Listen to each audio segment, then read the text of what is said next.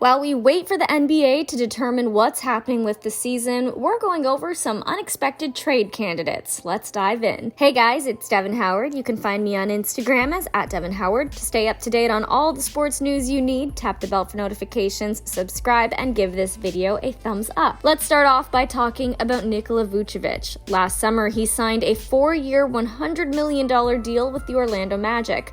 The team expected him to be a stable success that they planned to build around, but they haven't had it easy. Their young players are doing pretty well, but overall, they're in need of a reset. Right now, Nikola is their highest paid player, and there doesn't seem to be a whole lot of room for him if they were to redesign their team. Teams would definitely be interested in him. He's one of 3 players to average 19 points and 11 boards both this season and last. Yanis and Joel Embiid are the others. He's ranked 4th among centers with 166 triples since the start of last season. The Magic's top scorer could find his way onto another team, and his contract is team-friendly with descending annual salaries. He'll be bringing in $22 million by the 2022-23 season. John Collins is our next player. Despite his abilities, the Atlanta Hawks are on the fence about re-signing him. Their biggest concern with him is his shot creation skills, and keeping him on might be too expensive if they're also trying to hang on to Clint Capella. If they can't find the right number, he could be open to a trade. He's young, talented, and would garner enough interest from teams looking to rebuild. The Raptors fan favorite Kyle Lowry could also be a trade candidate. There are questions about whether or not the Toronto team would want to pay Lowry's $30.5 million salary for 2020-2021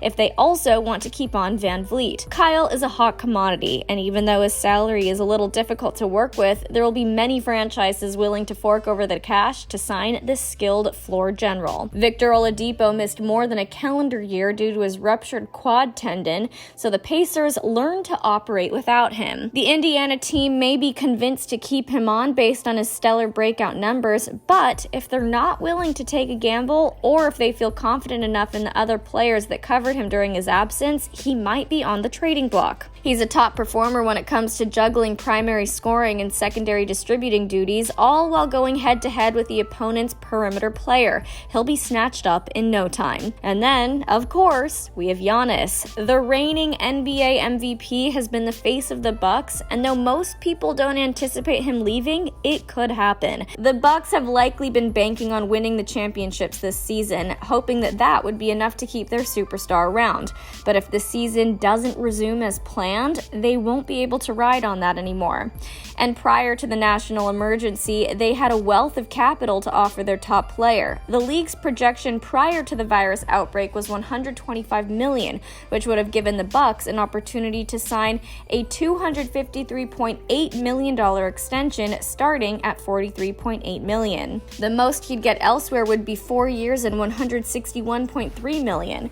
If the Bucks take a significant hit without their usual revenue streams coming in, they may not be able to offer Yanis as much. Of course, Yanis is loyal to the Bucks and likely will be staying with them, but on the off chance he doesn't accept their offer, he'll have a wealth of teams ready to take him on. What do you guys think about these trade predictions? Sound off in the comments. Make sure you subscribe to the Fumble, tap the bell for notifications, and give this video a thumbs up. I'm Devin Howard for the Fumble, and I'll see you tomorrow.